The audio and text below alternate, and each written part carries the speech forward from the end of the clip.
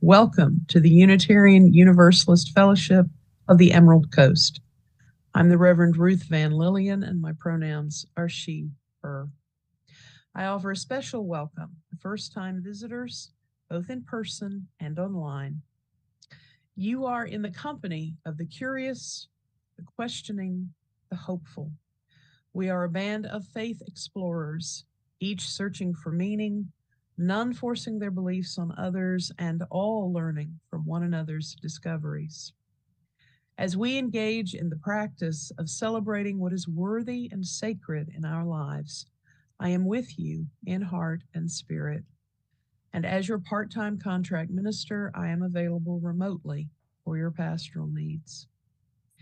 'Tis the season for the filing of taxes, the planting of gardens, the dyeing of eggs, and the planning for spring break.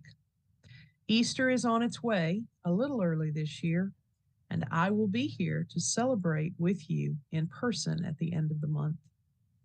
So let the sun shine into your souls and drive any lingering cold from your bones. May we bring out the best in one another as we seek spiritual refreshment and restoration together on this beautiful morning.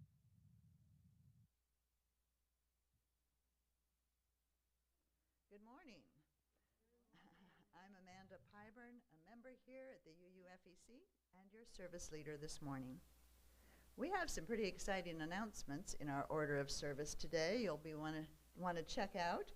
If you are thinking about joining our fellowship or just want to learn more about us, UU 101 is coming up. You can check it out. Also, on April 14th, we are going to have another Poetry Sunday. Now, if you're fairly new, you may never have been to one of our Poetry Sundays. We used to do it every year before COVID. Deborah Baker Ryan will be back leading us. And the way it works is anyone among us who writes poetry gets a chance to come up and read some of their work. Now, you may be thinking, I'm not a professional poet, there's no way I can do that, but she is also an English teacher and would be happy to help coach you through any jitters you might have or anything you're not sure is good enough. Let us know. I'll get you in touch with her and we will get a good program going. Maybe your poetry is put to music. You could always do a song you've written as well. Maybe you do dance, visual arts. Let's just get creative that day. Also, I want to draw attention to our first Thursday potluck, which happens this week, March 7th. It has a list of who should bring what by your last name. It's always a good time, so we hope to see you at 6 p.m. on Thursday right here for a potluck. Now one more thing. After the service, we all are welcome for coffee, refreshments, and conversation in the back, followed by our small discussion groups. We have 3 choices today listed here. We have TED Talks, where you get to pick a TED Talk to listen to and discuss with Josh Ashley in the library. Pagan Pathways will be right up here with Trudy Griffin, or anyone is welcome to join the choir rehearsal in the Harmony Room. We're always looking for singers. And now, if you'll turn off your electronic devices, the prelude will prepare us for the service.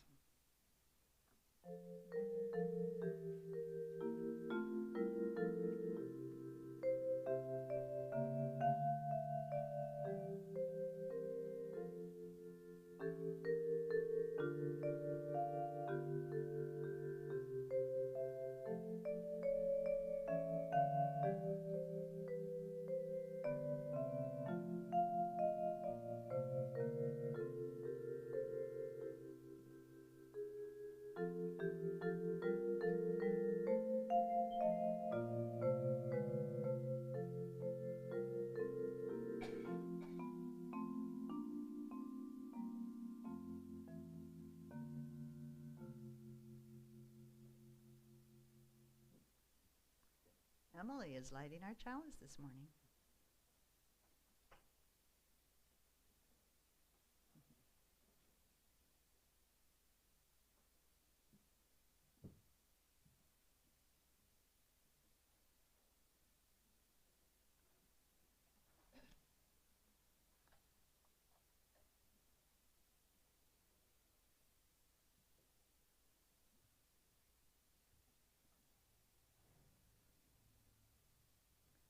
We come together every week, bound not by a creed or a mutual desire to please one God or many gods, yet we are drawn together by a belief that how we are in the world, who we are together, matters.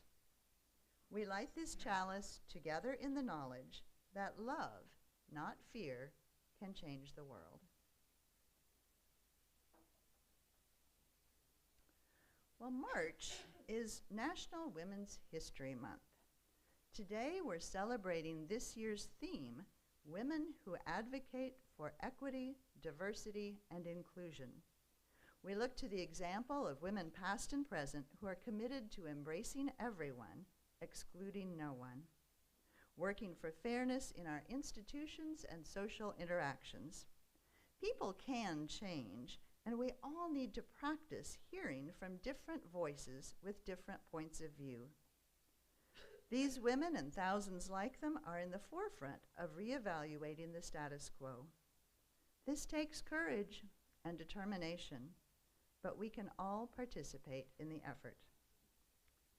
Our opening hymn is in your teal hymnal, the little one. It's number 1023 and is called Building Bridges. We've done it before, but not often. It's fairly new to you. So we're going to listen to Cecile play it first, then we'll all sing it once together, and then it actually is a round. So after we've sung it once together, if you're on this half of the room, kind of divide yourselves down the middle, you're going to keep on going 3 more times. But that side of the room is going to do the second part of the round, and the choir will lead you, so watch them when to come in. So listening first, all together once, and then 3 times is a round. Please stand as you're able.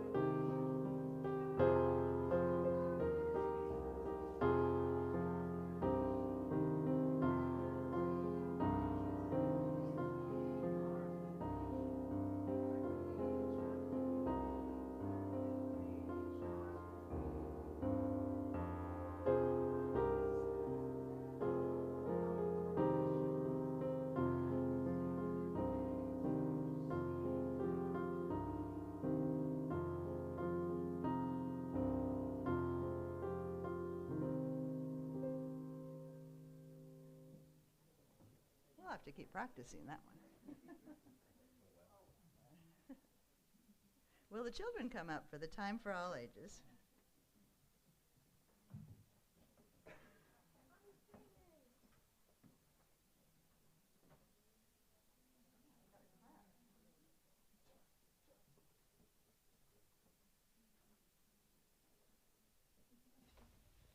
All right. Well, about a year ago, I shared with you some of the famous women in this book called She Persisted by Chelsea Clinton. You can see all my bookmarks. We're going to learn about some different women today.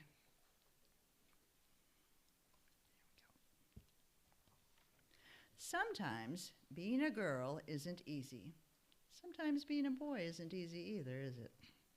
At some point, someone probably will tell you no, will tell you to be quiet, and may even tell you your dreams are impossible. Don't listen to them. These women certainly did not take no for an answer. They persisted. So our first lady up here is Maria Tallchief. When she was a girl, her family moved to California, partly to support her dreams of becoming a dancer. But she was teased by all the kids at school because she was a Native American and her skin was a little bit different color. As she got older, she was even encouraged to change her last name, Tallchief, to something that sounded more Russian, because in those days, most of the famous best ballerinas were from Russia. She persisted, ignoring all the taunting and poor advice, to become the first great American prima ballerina. Now, this next girl is a name I didn't know. You may not either. Her name is Claudette Colvin. And when she was 15, she would ride a city bus to and from school in Montgomery, Alabama. In those days, as you see in the picture, buses were segregated. The black people sat in the back, the white people sat in the front. It's not where she is, though, is it? One day, she was expected to give up her seat to a white woman just because she was Native American. In her refusal to get up, she persisted in taking a stand for what's right. She helped to inspire Rosa Parks, who did the same thing 9 months later. You know, we've heard about Rosa Parks, but we don't always know that she wasn't the only one. She said, "I knew then, and I know now, that when it comes to justice, there is no easy way to get it. You can't sugarcoat it. You have to take a stand and say, this is not right." This is Margaret Chase Smith. She was the first woman to serve as both a U.S. representative and a U.S. senator in Congress. Now, you might think that was enough of a legacy, but she persisted in championing women's rights and more opportunities for women in the military, standing up for free speech and supporting space exploration. The head of NASA once said, "We might never have put a man on the moon if not for Margaret." She says, "The right way is not always the popular and easy way. Standing for right when it's unpopular is a true test of moral character." Well, I remember Sally Ride. You probably don't. But you may have heard her name, right? Yeah, you've heard her name. She always believed women could succeed in any math or science career. Not everyone agreed, but she persisted and became the first American woman in space. But that wasn't enough for her. She went to space again, and then she created science and engineering programs specifically for girls so she could help generations of young women achieve their dreams too, both on Earth and in outer space. She said, "Young girls need to see role models in whatever career they may choose so they can picture themselves doing those jobs someday." This is Florence Griffith Joyner. Whoop. Oh, it hasn't changed in a while, has it? Well, that's all right. Here, I'll show you this picture. Yeah, we got it. There we go. Florence Griffith Joyner. Glad, thank you for telling me. She would go when she was a kid to visit her dad in the Mojave Desert. He would urge her to run faster and faster, to run as fast as a jackrabbit. Even when she had to leave college to help support her family, she persisted in her training on the track, then went back to school and got faster and faster and faster, until at the 1988 Olympics, she broke the world records in the 100-meter and 200-meter sprints, meaning she was the fastest woman ever. She says, "When anyone tells me I can't do anything, I'm just not listening anymore." She does it anyway. You know, this book was written a little while ago, so I checked, but she still has the records. And then we've got Sonia Sotomayor. When she was a kid, she liked to watch fictional judges on TV and dream about becoming a judge one day herself. She knew she would have to learn to speak English as well as she spoke Spanish and study hard in school and manage her diabetes. But she persisted, eventually becoming a Supreme Court justice and the first ever Latina to sit on America's highest court. Let's see if we got the next. Can we have the next picture, please? There we go. Well, you know, all these women are people, they're famous, they're out there, I've never met them. It kind of seems far away and not too pertinent to us sometimes. So I stuck in a family member.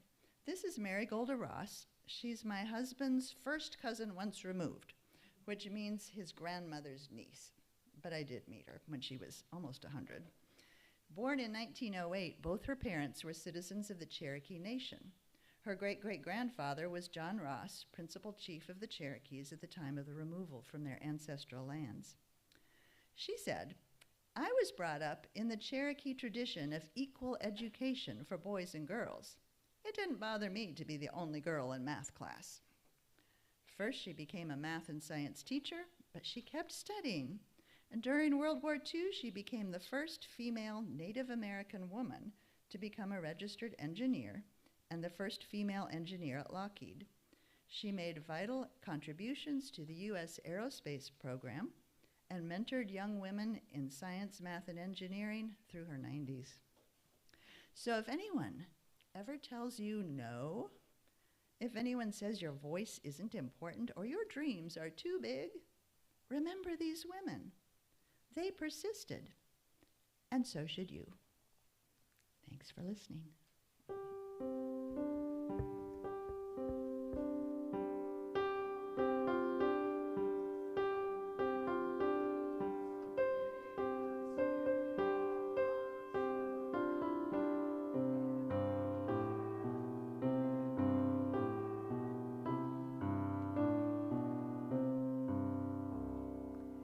As you know, March is the time of our annual pledge drive. So here with her stewardship moment is our president, Miriam Williams. Good morning, everybody. We are in about 2 weeks into our drive. It started a little bit early with our good Reverend Ruth in February, kind of kick-starting it, and we're about 2 weeks in, so we got about 2 or 3 more weeks to go. We've got our wonderful thermometers up in the back, and you're going to see on the left-hand side is for the amount that we're trying to raise. And how much are we trying to raise? Anybody remember in the packets that were sent to you, what's announced to you? $125,000 is what we're trying to raise this year. So remember that. And then on the right side of the thermometer is a much taller one, and it's for everyone who is participating. We're looking for 100% participation each year. And so next week, we're going to start putting in the names for everyone who has already put in their pledge. And the sooner you can put in your pledge, the sooner we'll be done. The sooner we'll be done. Won't that be so nice? We can be done early. That'd be so nice. Now, why do we give? Take a look to your left and take a look to your right. We're giving for each other. We're giving so that we can have a place to meet and have community, have communion, and have fellowship with one another. And then what else are we looking for? Take a look outside. We're a small light in a very big community that needs more voices like our own. And with your budget, and with your donation and your generosity of your time and your treasure, we can be that light for the community around us, as well as the light for each of us. Thank you very much for your time, and thank you for your pledge. Let's get done early. I don't want to have to wear this hat anymore.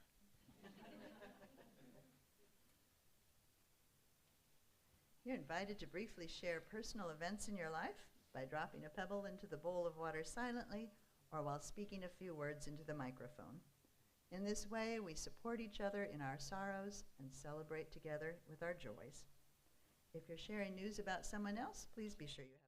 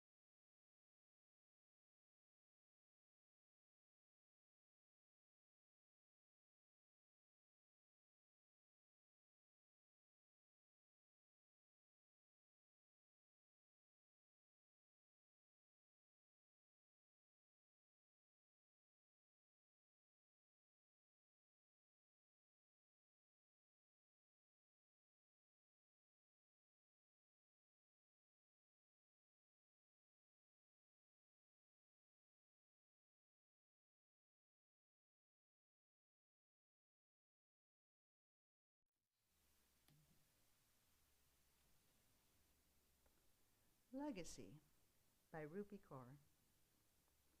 I stand on the sacrifices of 1,000,000 women before me, thinking, what can I do to make this mountain taller so the women after me can see farther? We'll have a moment of silent meditation or prayer.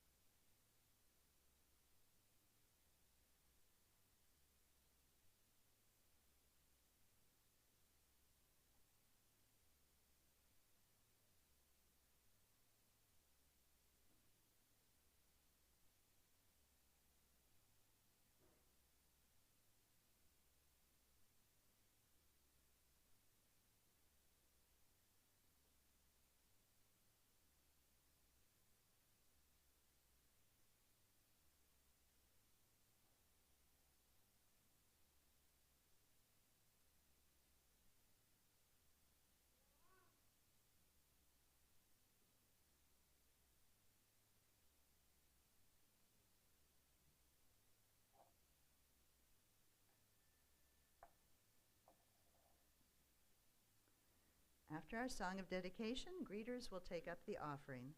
Our fellowship is supported, as you heard, by our pledges and donations. If you're paying your pledge with a check, please make a note of that in the memo line. All cash and undesignated checks are split equally with our Share the Plate partner for March, which is Shelter House.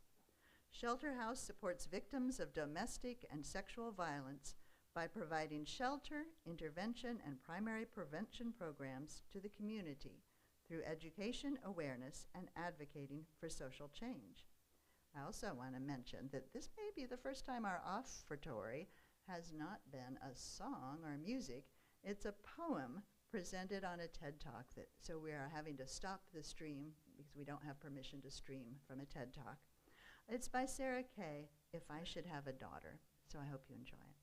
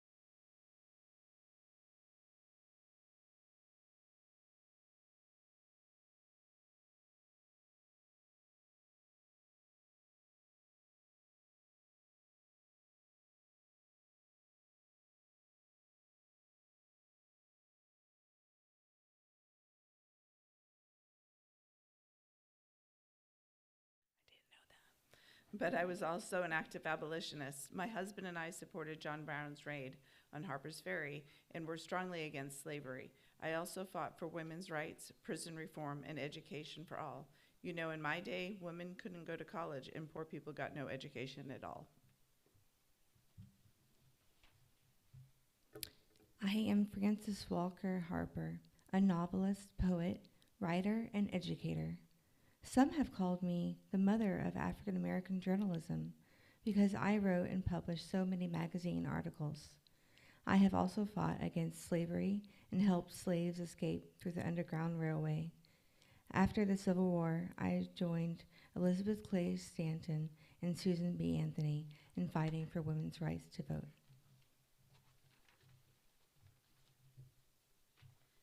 I'm Clara Barton. I was a nurse on the front lines of the Civil War at a time when women weren't supposed to nurse soldiers and it was brutal. I founded the American Red Cross. I was also a teacher and established the first public school in New Jersey. People didn't think poor children or women should go to school, but I did. Oh, so you were a nurse. I'm Florence Nightingale. I was a nurse, too. That's amazing. And I faced the same problem that you did, although, as you can tell, I came from England and a pretty wealthy family. I didn't want to get married. I wanted to serve others. I worked in England's hospitals for the poor with their terrible sanitation and on the front lines with dying soldiers in the Crimean War.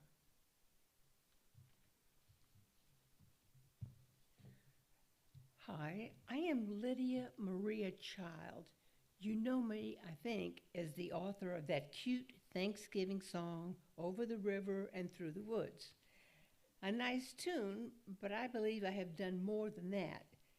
Everybody loved my children's stories and my book, The Frugal Housewife, which frankly I wrote because my husband and I were having a tough time surviving. But my reading public wasn't thrilled when I joined the abolitionist cause and spoke out strongly against slavery. Also, I helped slaves in the Underground Railway.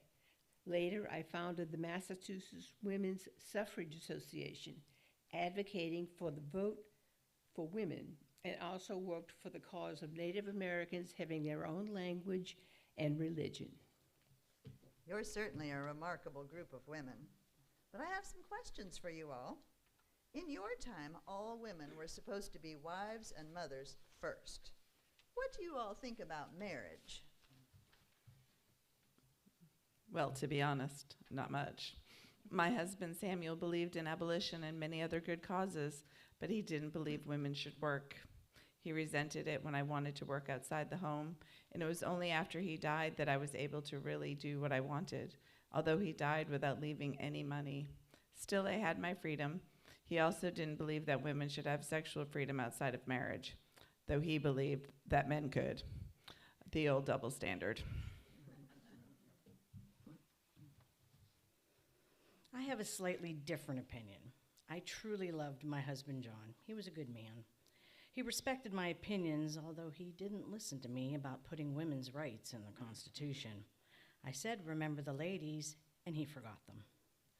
And he did leave me alone to raise the children and tend the farm by myself for years on end, while he worked for the Continental Congress, was ambassador to France, and then president of the United States. I confess, it was sometimes very hard. I felt very lonely. It was really better later in our lives when he retired and we could spend some time together on our farm in Quincy. So sorry. Well, I really can't comment. I chose not to marry so that I could do the important work of helping others. Some people thought that was strange.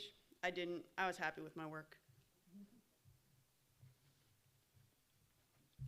I started working as a seamstress when I was 14 and didn't get married until I was 35, after I had already become a writer and an activist.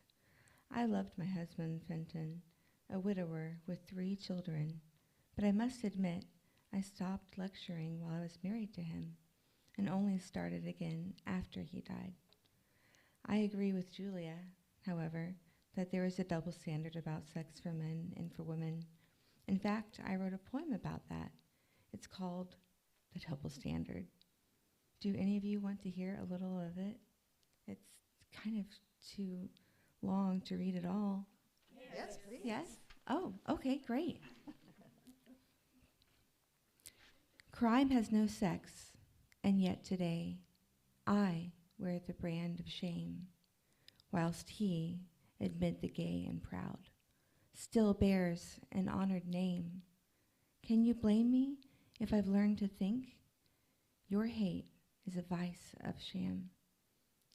When you so coldly crushed me down and then excused the man.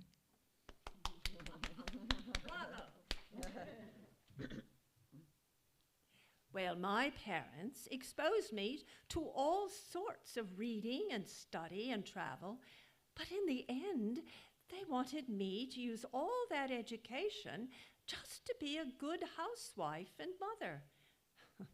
My father nearly had a stroke when I refused an eligible young man and refused to marry anybody. But I found my true vocation was nursing, healing the sick and wounded, and improving the terrible hospitals in England.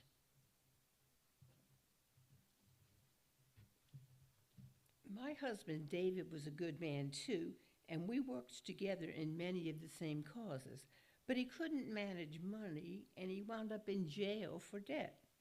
We both had to struggle quite a bit.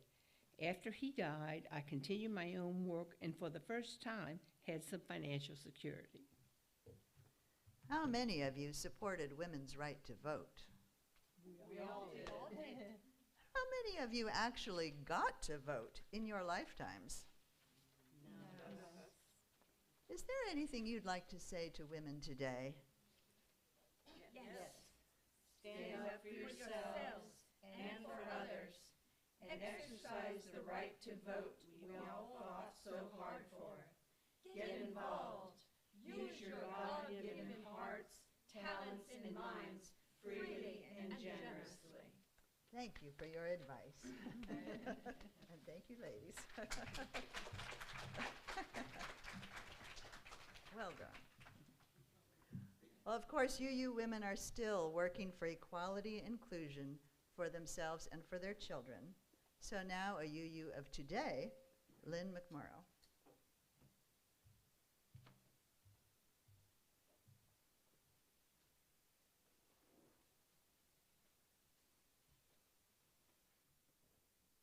Hey everyone.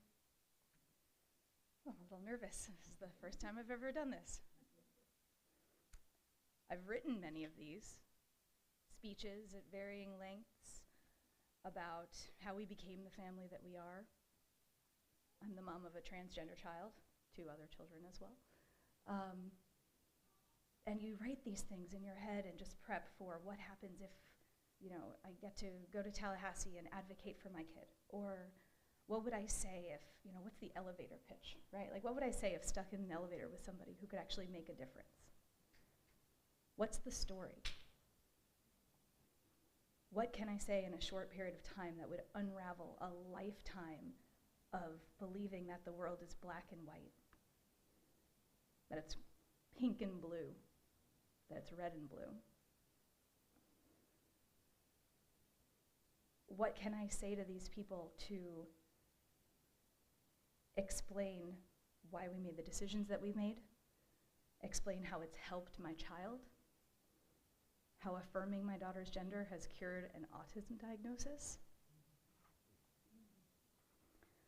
There's a big part of me that really wants to believe that in sharing our story, it will open people's hearts to the possibility that this is a real phenomenon, that this is not just some evil movement trying to attack their kids, but instead is something that families like mine are struggling with.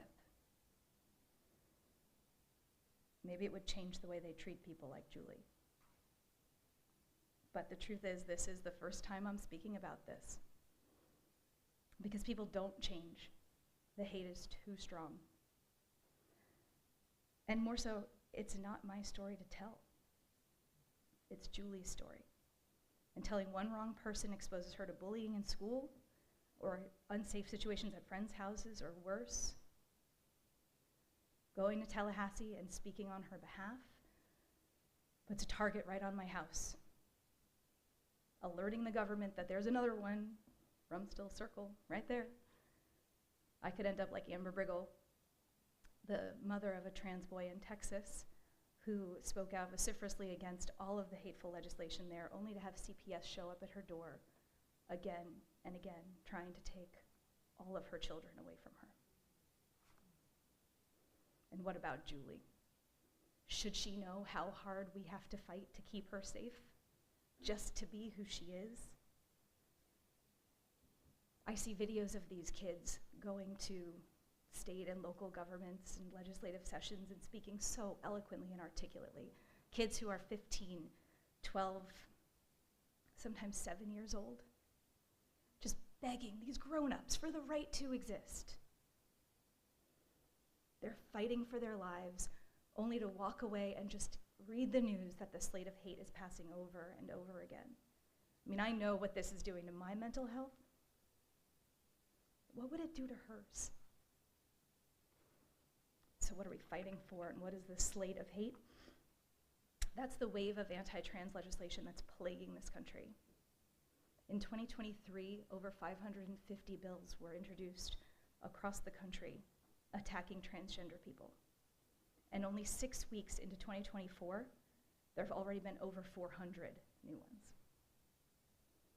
These bills span the spectrum from forcing medical transition, preventing medical care, arresting people for using the wrong public restrooms, forcibly outing children to often abusive parents, and taking custody away from affirming parents. I have to confess and say that I was so eager to join this fellowship and so grateful that I have now because I've met everybody here, but I wanted to sign that book so badly because I was prepping, and I'm constantly prepping in my mind about what if and what do I have to do. And in my mind, I was like, well, these people that hate my kid are really big on religious freedom defenses, right? So I saw inherent worth and dignity of every person, and I was like, sign me up. Where do I sign? I want this.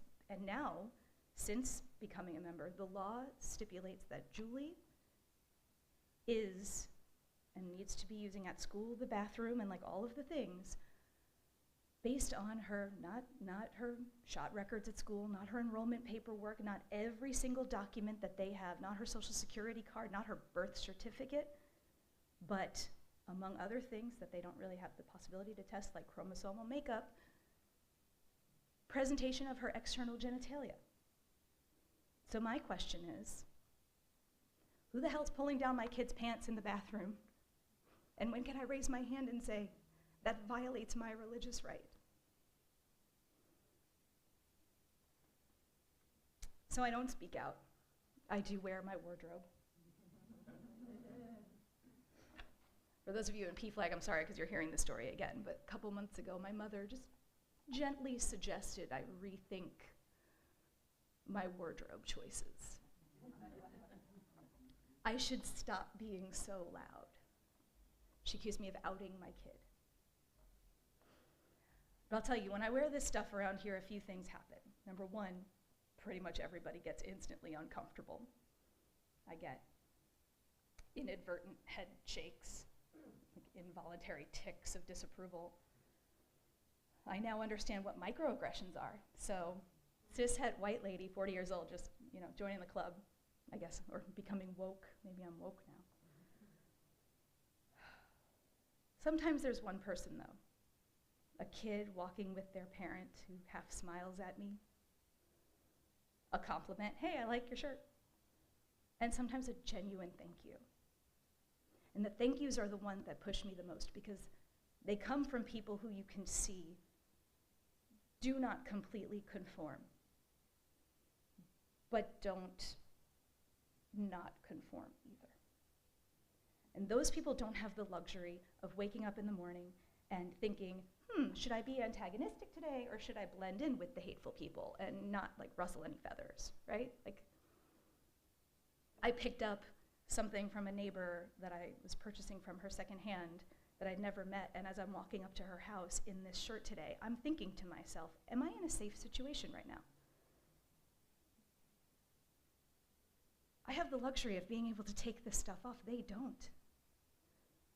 These people need to see support in their community. Because I'll tell you what, I go to my kids' school and I see people, dads, wearing AK-47s with American flags on them, and that's okay. But this is antagonistic. I said to my mom, you know why this is outing my child? You know why I have to wear this stuff? It's because you don't. The people who are affected by this can't speak up for themselves. And the people who are not affected by this, it's like an impalpable thing that they know is out there, but it doesn't matter to them enough to fight the fight that needs to be fought. And I gotta tell you, the fight needs to be fought. And it sucks. It's defeating and it's an uphill battle, and we go and we take time off of work and time away from our kids, and we go and we speak out at legislative sessions just to watch this stuff pass over and over again. And it's hurtful and it's cruel. But the people who need us to do it can't do it for themselves. I think a lot about my friend Nicole. I actually was talking to her about this recently. Junior year in high school, I want to say. So we're talking the 1990s, almost Y2K. She had the First They Came poem by Martin Niemöller on her binder at school. First they came for the trade unionists, and I did not speak up, for I was not a trade unionist. Then they came for the socialists, and I did not speak up, for I was not a socialist. Then they came for the Jews, and I did not speak up, for I was not a Jew. And I never understood why she had this on her binder, right? Like, Y2K, Holocaust was over. And there was a general consensus that yes, it actually happened, which I thought was a thing. There was a general consensus that Hitler was bad, which I thought was a thing. Learning now maybe that wasn't a general consensus, but that's a speech for a different day. But then they came for me, and there was no one left to speak out for me. They're coming for my family. And I don't think I realized it until I realized what the Nazis did to transgender people prior to the Holocaust. This is not going to be the end. And when they eradicate us, they're just going to come for the next group of people. So think about yourself, think about your family, think about what it is about you that doesn't conform that they might come for next. And please, help us speak out to protect trans people. You know, that skit celebrating all of these women who were so strong and fought against inequality, against discrimination, against social injustice.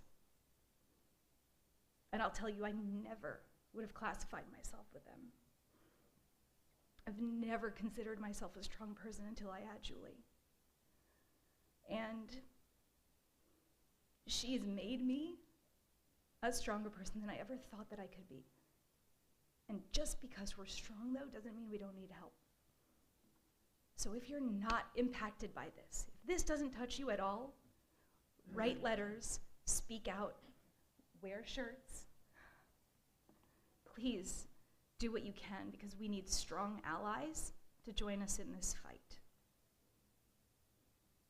And just think about when we're gone, who might be next. Thank you.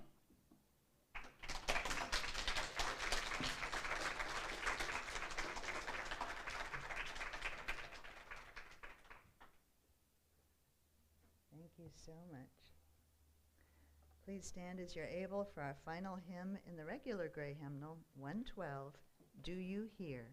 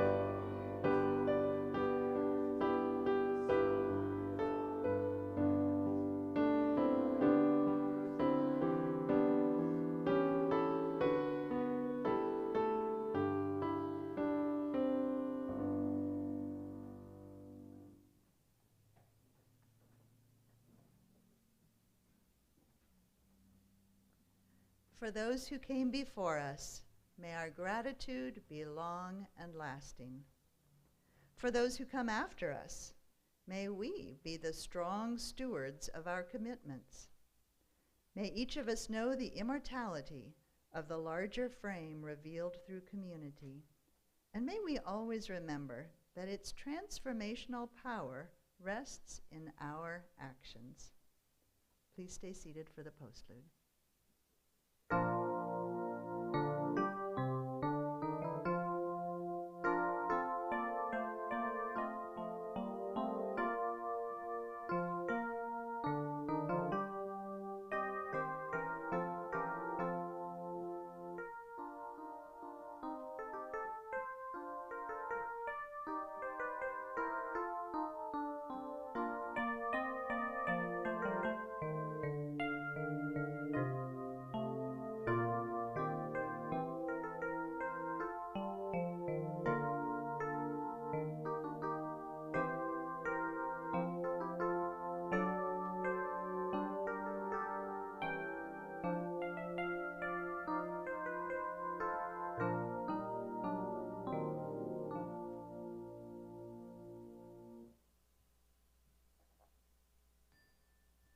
Thank you for coming. Please join us in the back for refreshments and conversation, followed by second hour.